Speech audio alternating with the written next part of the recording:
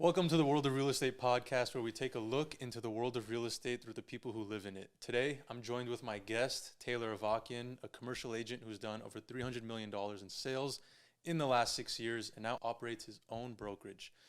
Taylor, thanks for being here. Michael, thank you for having me. So let's act like we didn't just have an hour-long conversation before this. Perfect. But yeah, I want to ask you, what your experience has been, what your story has been, to get to this point of where you're at. So I guess, where does the story begin? You said you're from Sacramento. Yeah, born and raised Sacramento. Athlete growing up, very competitive. Soccer? Soccer was my first sport. I started at 3 years old, played till I was 14. Baseball came up as well. And I ended up falling in love with baseball. And that's in high school, I wanted to be a professional baseball player. And so I spent all of my time in the cages, hitting, traveling, doing that whole thing. And so that was my goal in high school. When that didn't happen, and I ended up going to college, not for sports, then my drive shifted to business. I'm like, all right, if I can't play a sport and make a bunch of money, then I'm going to try to play another sport, business, and make a life for myself that I want. And so I spent a lot of time figuring out what kind of businesses I was interested in. And at that time, I was very much into fitness too, because I couldn't get that competitiveness out of me. There was that physical nature that I still wanted to do. So in college, I tried to become a CrossFit Games athlete as well. So I was training 4, 5, 6 hours a day in college, along with doing the schooling. And that happened for a couple of years. And during that time, I started a YouTube channel, actually, because I had noticed that there were people. YouTube was my form of entertainment. I didn't really watch TV. It was just maybe Netflix here and there, but YouTube was my thing. And the people I followed, I noticed some of them were fitness people, like Nick Bear, Christian Guzman, like these OG YouTubers, whatever, fitness YouTubers. And they were building these huge brands. And so I had this love for business and this love for creating things. And I'm like, I can, in fitness, and I can bring these together and make a business. So I spent 3 years filming a bunch of videos. I filmed like 300 videos during college. Wow. Yeah, a ton. Edited them all myself. 300 videos in 3 years. Yeah. Wow. It was ridiculous. Long videos. Yeah, like multiple. I was at one point I did a video every day, like holy shit. For 3 months. I think I did a video every day. And so it was vlogs. Yeah, they're vlogs. Wow. And they kind of your experience. It was fitness in the beginning, and then I switched to like these kind of skit comedies because I was trying to figure it out. And then that was all through college. And then after college, I wanted to give it 6 months to see if I could turn the YouTube channel into something that brought me income. And I got to 7,000 subscribers on YouTube, which was not enough to pay the bills. And I realized, I'm like, okay, I don't want to keep banging my head against the wall with this. Like, yeah, I like it, but I need to go make some money. So I had always thought real estate was going to be something that I had interest in, because in school I got a real estate minor or a specialization. They had it I went to University of Alabama. And you went to Alabama? Yeah. Oh, wow. Yeah, Roll Tide. Wow. I know, way across the city, or the country, excuse me. So ended up going to, where was I at? Oh, real estate. So I got my real estate specialization. So well, what caused you to do that specialization? Why real estate? So when I was younger, I had parents, my friends' parents, a few of them were in real estate. Developers. We're a couple developers. There was a baseball coach of mine that was a real estate broker, and I didn't know it at the time, but a lot of other parents in my similar circle of friends, their parents were in real estate somewhat. And I had this one friend whose dad was just had 5 cars, right? A house in Tahoe, the best snacks at the house. Everyone was always at his house. It was just a life that felt great as a kid. I'm like, I want this. And he was a developer. And so that to me was, okay, I see what I want. This is what he does. I'm going to go do that. And that was really part of where the desire to get or explore real estate came from. which then drove me into the path of brokerage, which was his advice actually was go learn the business from the bottom up and make connections. And if you want to go develop in the future, you can, but you're going to have that base of knowledge to do. So I was from Sacramento, had visited Southern California on vacations and stuff, but I really just loved the beach. I was a beach kid growing up. So I was like, if I'm going to live anywhere, let me go live by the beach. Drove down 7 hours from Sacramento, interviewed at a bunch of shops in San Diego, like 3 or 4 shops. Well, so wait, before you get there, what happened after the 6 months of figuring it out with YouTube after college? Yeah, so then I realized that I have to go get a real job, and I thought, okay, this has got to be brokerage. Let me try this brokerage thing.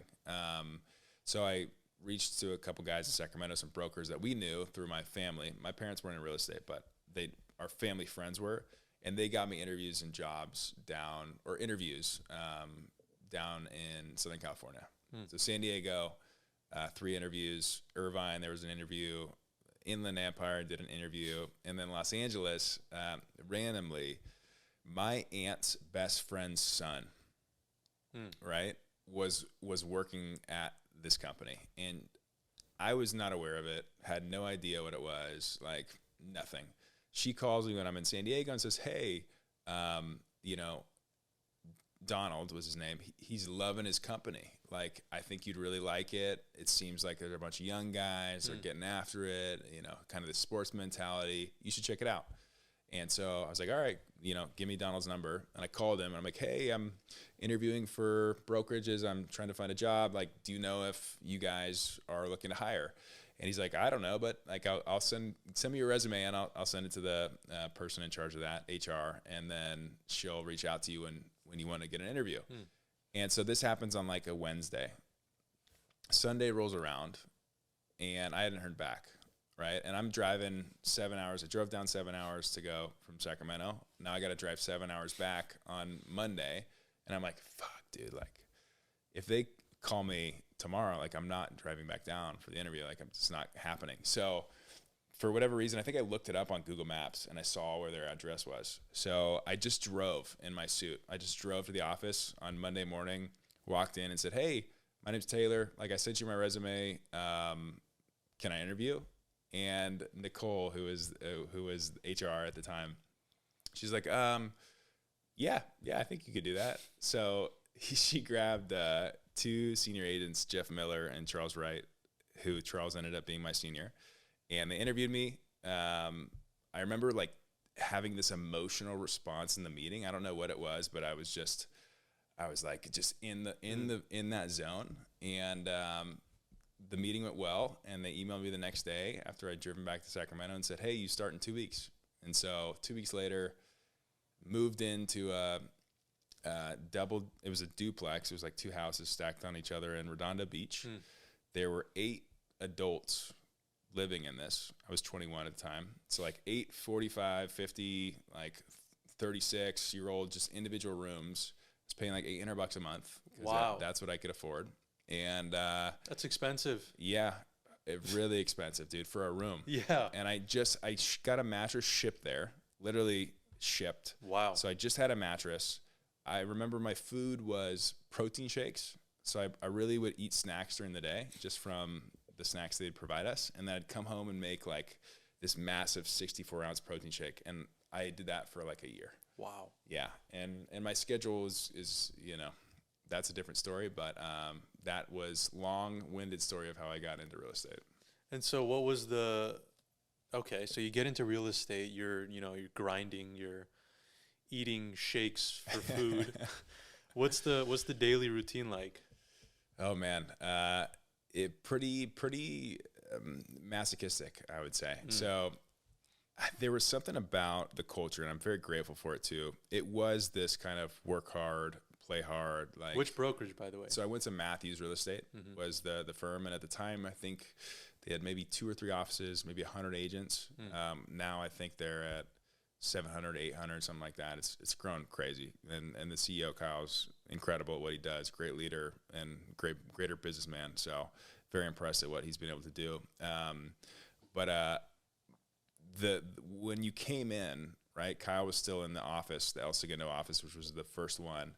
So he would come and talk to us. And one day he came in and was like, this is the $1 million agent schedule. And it was like, wake up at, I don't know, 5:30, get in the office by 6, research BOVs from 6 to 8, calling from 8 to, 12, hit 45 calls, emails. He broke down the whole schedule. And I'm coming from an athlete background. I love being told what to do. Like, that is, to me, do structure. This. Structure. Thrive in structure. Routine, regimen. Yes, 100%. And for me, I was like, okay, I just need to do that. And so I just started coming in earlier and earlier and staying longer and making the calls and doing that. And it got to a point where there was one other person in the office who was also very competitive. And one day, I think I was coming in around like 6 o'clock, 5:45, just to be the extra, He said 6, I'll come in at 5:45. And this other guy was in there before me. And I was like, that's interesting. Okay. Well, I got to be first, right? So the next day I come in and I beat him, and maybe by 5 or 7 minutes. And he notices that.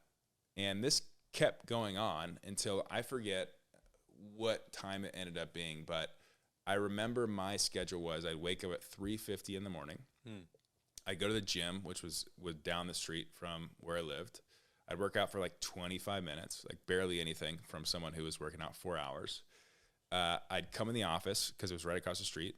I'd get in the office by like 4:45 or 5 o'clock because I'd shower at the gym, and I was literally in the office at 5 o'clock.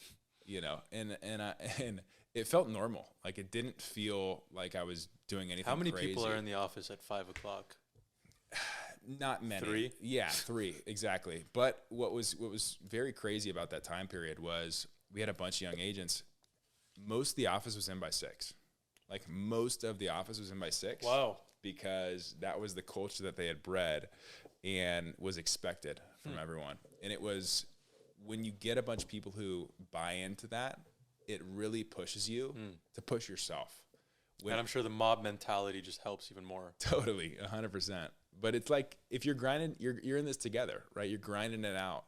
You're dealing with all the bullshit and, cold calling, people telling you to F off, all this stuff together. You're in the shits. And you're in the trenches. You're in the trenches. And that's something that I'll never forget. And looking back, it's kind of crazy what I did. I'm not too far away from it now, so I'm not going to, I still am a little bit crazy, but it's just, it's easier to keep the routine than like switch it up in my experience. Wow. What do you even do at 5 a.m. when you're in the office? People ask that all the time. Because you can't call anyone. No, it's research. It's like administrative tasks. Everything else. Yeah, everything else. Trying to studying the comps, educating myself. What am I going to call someone about today? I need to underwrite these deals. All that stuff. Wow. Yeah. Okay, so then what was how long was it from when you went on this crazy path to when you first, or how long was the first deal? Yeah, took me 12 months to close my first deal. The first listing came, actually, funny story, the first deal that I closed was actually a referral from a family friend up in Sacramento, and it was a vet clinic, and I was a multifamily broker. And I came to my senior, I'm like, hey, like, I got this referral, and like, I know it's not multifamily, but he says that the tenant, the vet, wants to buy the building, and like, all we got to do is do the transaction. And my senior, realizing that this is a layup, goes like, yeah, I think we can do it. Let me take a look. So literally, we just facilitated the vet buying the building from the owner, and that closed maybe 6 months in. Wow. And my first listing was at 6 months. So I had been making 600 calls a week. It's nothing, 0. Got a listing 6 months, and then it took another 6 months to close that because of escrows and all this stuff. Wow. Extensions. The seller wanted to do extensions for 1031s. So it took me a full year, literally. I think August 9th, maybe even over a year because I was in summer training, but August 9th of 2019 was when I first closed my first deal, and I started in June, but on the phones, August of 2018. Wow. Yeah. That's not bad though. I feel like, some people might hear that and they're like, wow, a year. But I think, in reality, I think a brand new agent to close in a year that's not bad.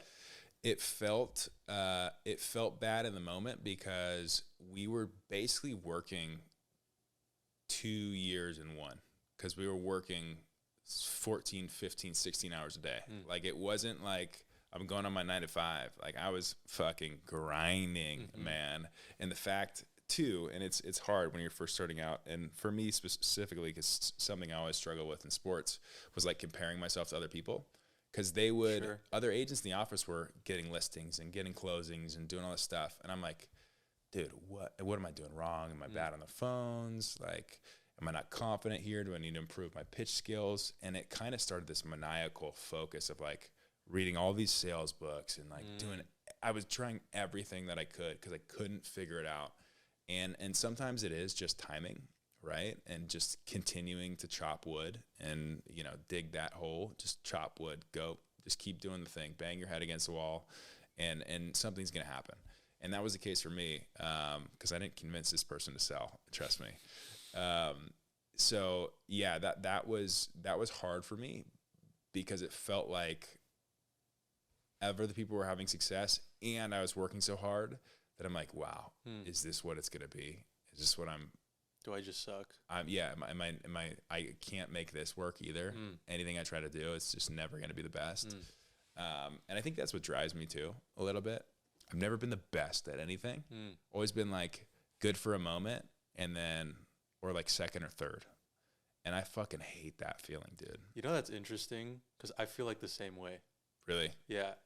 Little in the back of my mind, that's a little something as well. Yeah, dude, it's the worst. It's probably childhood trauma or some shit, right? Like, I remember specifically, and this is kind of going deep, so I don't know if we want to go this far. No, let's go. But I remember being a kid, maybe like second or third grade, and I got picked like second to last for kickball.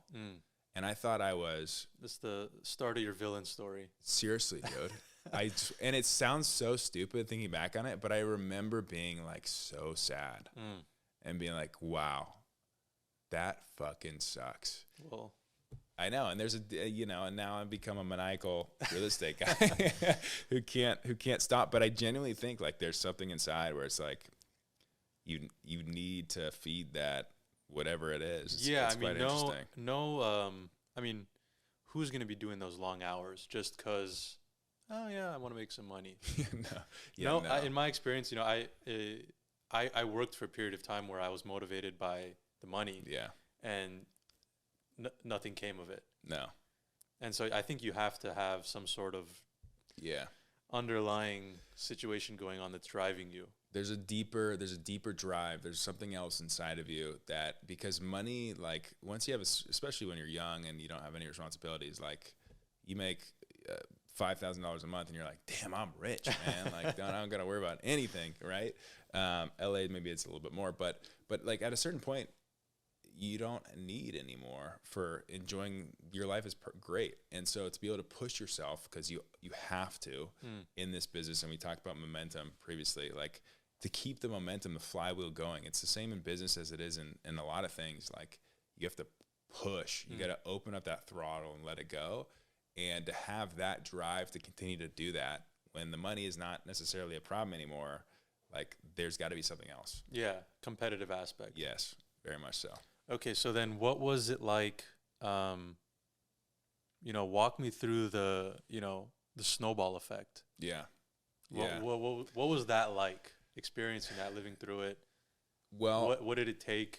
I thought, so it's funny because I thought my first deal I closed was a very big deal for a first deal. It was a $9.2 million multifamily property, 48 units, 520 South Mariposa.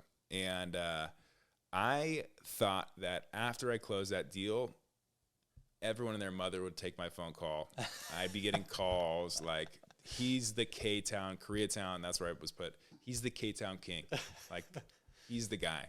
I thought it was going to be a piece of cake. That's so funny. To my dismay, I called some people, hey, we just sold this building. Click. hey, I'm not selling, click. And it was just like, oh, I was defeated, right? I just made money, closed a fat deal. And I was like, people don't do this shit on the first time. Like, let's go. The worst. And it took me another, maybe like 3 months to get another. You got spoiled. Yes. Yeah. But I had put in so much work in the beginning too, that I was like, okay, this is the moment. Like I fucking ate shit for 12 months. Here's where it actually happens when it's happening for other people. The flywheel goes. And it didn't happen immediately. And so that was another kick in the face where I'm like, oh my God, like it didn't happen. Like the flywheel didn't happen. And it took me like another 3 months. So I think that first year, so technically one deal the first year. The next year, I think I did 3 or 4 deals. It's like not that many. And then the following year was I think it was 21 or something like that.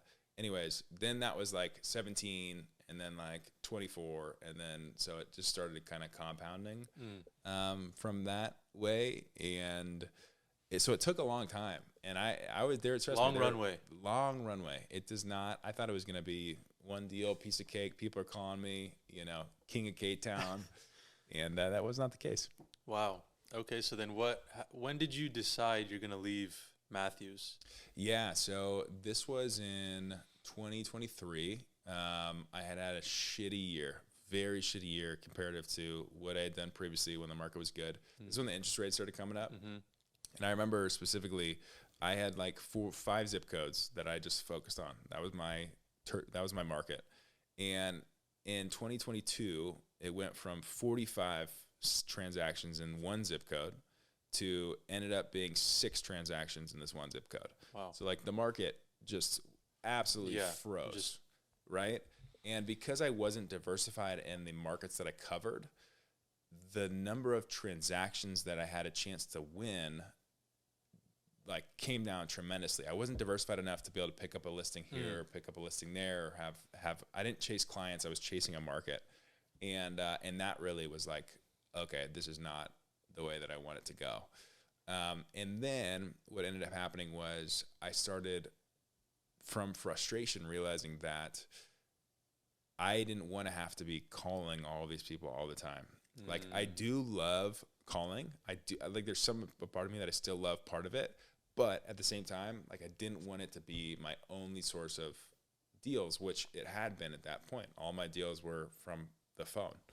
And so that's when I started doing social media a little bit. First it was Twitter is what started it off. And I grew I grew a Twitter following, which was just kind of random. And then LinkedIn kind of happened there. And I forgot to mention, like the YouTube thing I put on the shelf. When I started, I like took all the videos off of YouTube, unlisted them or whatever. Like I set that aside. I didn't do social media for like 3 or 4 years. Deleted Instagram off my phone. That must have been a tough decision. Yeah. It was and it wasn't, because I knew that was not going to be, I wasn't planning on using YouTube to win real estate business.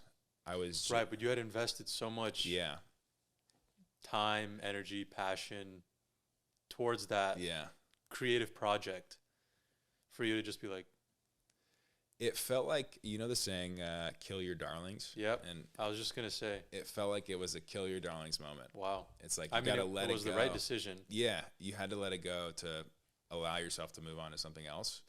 And looking back on that, maybe I didn't feel that way in the moment, but I'm happy that that's what ended up happening. And then I circled back around to coming back into the media space and realizing I do love it and there is value in it. And so up until that point in 2023, I was kind of thinking about it, and I was really frustrated with not being able to reinvest in my business because I had a down year, my expenses were up, and it was just like, okay, this is not working out in the way that I want it to be. So at that moment, I was like, all right, I either got to go start my own firm because I have my broker's license, or I got to go find another firm that is relatively similar. And fortunately enough, a buddy of mine. Wait, why did you have, I missed that part. What led you to the decision to leave?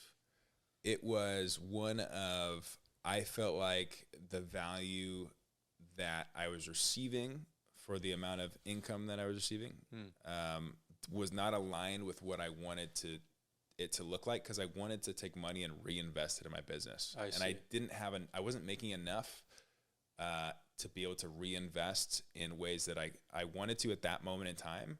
And so I was doing the math in my head. I'm like, okay, if I can do this is how much it's going to cost for someone to do my marketing. This is how much it's going to cost to do this. If I can build those systems out, then that's all taken care of. Then I can focus on this growth of the machine.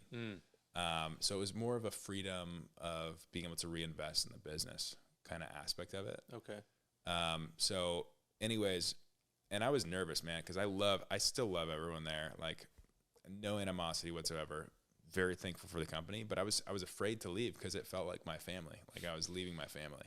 And what gave me the confidence partially to do that was another agent who was newer in the business to me, had joined this firm a year before, and he had crushed it, and he did great. And he came from my firm. So I was like, oh shit, okay, if he can do that, like I think I can do that too. And so that gave me a lot of confidence to be able to be like, okay, let me go try this thing out. And, you know, then that was in December of 23, and all last year was kind of growing my brand, rebranding. I had to worry about a new logo, and I hired an employee December of 23 when I first started, and paying someone out of my own pocket. And then I hired 2 more employees. It was just like, holy shit, like, dude, when you look at your monthly burn, it's just like, you're just like, I gotta fucking sell, man. And so my job did not become easier. I was like, okay, I gotta work harder now. And last year was probably 23 was I worked the most I'd ever worked. I worked consistently probably 85 hours a week, like if I average it out.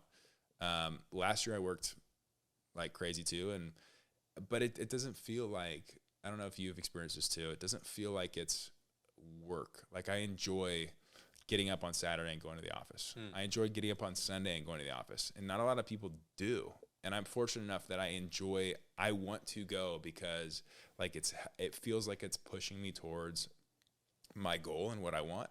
And like that to me is so much of a driving factor for what gets me up in the morning, that 100%. I would rather be doing that than watching football. Yeah. Personally. Yeah. Well, I mean, the way I look at it, same exact way, but the way I word it sometimes is, you know, it's the business, the whole thing, it's my project, you know, and for certain people, you know, when you have the vision of what the project is going to look like and you just want to see it come to life, you're like, oh, like you're just obsessed in a way. Yeah. It's like Michelangelo. I just watched a YouTube video on him, and he was like a prodigy, but this dude spent years just like, he knew what the statue of David was going to be, and he was just chiseling. He was just going to work 16 hours a day, just chiseling. And, you know, 10 years later, whatever, he creates this masterpiece, but he had to fucking work for 10 years or however long it was, just this one project, this one thing, and everything in his focus was to get this thing, you know, to where it needed to be. Wow. What's been some of the things that, you know, you've had to do now that you're on your own? Yeah. That, you know, kind of caught you off guard? Because I know I've had too many to count. Yeah, a lot of them, man. A lot. You're like, oh fuck, I didn't even think of that. I know, seriously, no. A ton. Mostly about like the early one was like the marketing materials, because at my old company, they took care of the marketing materials. And so I was like, how do I put together like a BOV? And in our world, that's like the proposal sheet. Like they don't have where you click a button and it puts one of those together for you residential people. We don't have that anymore. Like we have to have InDesign, Adobe InDesign or Canva or slides. And I had never done that before. So that was the first thing. So what is that, the BOV? So it's a broker opinion of value. Oh, so okay. It's basically an owner says, hey, what's my property worth? And we put this valuation together for them. I'd always said BPO. Yeah, so same thing. Okay. BPO, same thing. So, but how do you make one that doesn't look like shit? Exactly, right? And I'm like, I'm not a designer. I don't know what's going on. So we had to figure out, okay, do we get a VA? Do I hire someone to do this? Like, is there templates that I can use? And so that was something, the first thing that I had to figure out was just like the simple shit like that. And then logos, obviously website, like I had to spend time building that out, which I kind of enjoyed, but at the same time I didn't, because it was taking away from the business. And I would always be nervous. I'm like, I need to call. I need to generate business. Like, I think you enjoy it until you hate it. Totally. Yeah. 100%. You're like, this is cool in the beginning. And now I'm like, I don't want to keep telling you to change the font, please. Like, stop. So a lot of that admin stuff. And then what eventually became more of my like, oh shit, this is different, is payroll, like paying people. That adds up real quickly. And it becomes like almost this, like there's a flame, a fire that's burning behind you, and you can see it catching up to you, right? And you have to keep running. And the only way that you can step forward is if you sell a building. And you're like, dude, I'm going to do it. Like, I need to, you know, it's a very weird situation, because you're responsible for that person, right? Yeah. You've employed them and you've given them an opportunity. And so I felt a lot of that responsibility of many sleepless nights being like, holy shit, like, I don't want to fire anyone. Like, what am I going to, you know, I didn't want to have to do that. And fortunately, have not had to fire anyone. But it was definitely something that was like, this is different. Wow. Do you feel like that's like, I guess you said fire under your ass, like a new level of it that's pushing you to work even harder and do even more? Or is it just like? No, 100%. Yeah. 100%. Because what's also fantastic and bad about having employees is you realize that when you don't have to do shit that you hated, it's actually really nice. So she took, my employees took so much off my plate that I'm like, oh, I love not doing that. Like, that feels so good. I never want to have to do that again. Right. And now I'm afraid if I have to not have that support anymore, I'm like, oh no, please don't make me do that. I can't go back to doing that. I can't go back to that, man. I just can't go back. And so that's kind of the dual approach. But yes, the fire under my ass from having to support other people. And there's that intrinsic thing that, you know, will never go away. But it puts even more pressure on the situation, which I've been told to take it easy, but it doesn't feel, you know, like, I don't care about other people's opinions. It works for me. Yeah. Wow. Okay. And so now you're at, you know, where you're at, you're on your own, hundreds of millions in sales. And what's next? What's the next peak? That's a great question. Yeah. At this current moment, it's the billions. $100 million in a year is what I want to do. It's like my next immediate thing. And I'm still figuring out what I want the structure to look like from a brokerage. If I want to have a team structure, if I want to have like 3 producers and a bunch of support staff, if I just want to be me and a bunch of support staff, I don't really know yet. I'm leaning towards having partners because I do really well in certain aspects of the business and not so well in other aspects of the business. I'm really good at building relationships, and I love the chase and transactions and that side of the things I don't love as much. So I'd love to find a partner who enjoys that as much as I enjoy this side. And we can, 1 + 1 = 3. So I'm thinking that's where it's going to go. But as of right now, it's just how can we grow the group CRE, which is my company's business, and get to a place where we have the options to be able to do whatever we want. Like, we don't have to worry about when's the next deal going to come or, can we bring on more support staff? Okay, I want to get an editor. I want to get this. I want to get that. Like, I know what the team has to look like for this to be a well-oiled machine, or I feel like I do. Now it's, okay, how much income do we need to do? How many deals? So we can test that out. Let's see if this is the way. Yeah. And does that perpetrate it more, or we got to make adjustments? Interesting. Okay. So someone who's, aiming to do 100 million in a year. Yeah. Are you still cold calling? Yeah. That's the main? Yeah, that's the main thing. Old reliable, huh? Old reliable, and it's a good old jump shot, a good free throw. The free throw, man. Honestly, it feels like I'm taking half-court shots most of the time. Yeah. But it's the lifeblood of what we do for very much of it, because the the target audience, it's very niche. Like it's clear as day. Our clients own apartment buildings, right? Like I think for homes, it's there's a luxury and a downside to it is anyone who owns a home could be your client, right? Yeah. Technically. Whereas me, it's like there's 100,000 people in the LA County who could be a client for me. And so that makes it great and tough at the same time. And so what I've found for that demographic is the call. That's the fastest way to build a relationship is what I'm looking for, is to find motivation and to build a relationship is on the phone. The next step to that is in-person meetings.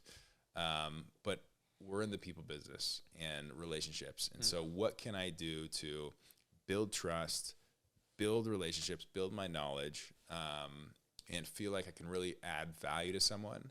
Again, like I was saying, where they would feel silly working with anyone else. I want people to feel silly. Like, why would I work with any other broker? Like, I have to work with Taylor and his team because of X, Y, and Z services or the way that they were treated or whatever it is, the results. Wow. Yeah. I've said it before. I think you could kind of say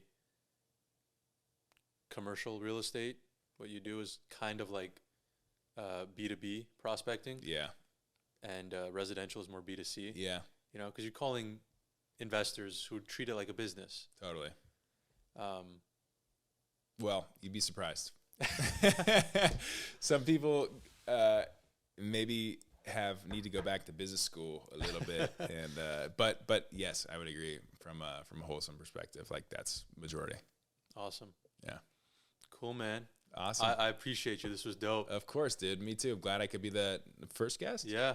First official guest. First of many. First of many. Yeah. Yes. First official guest of many. This is awesome, man. Michael, thank you for having me, man. Thank you, bro.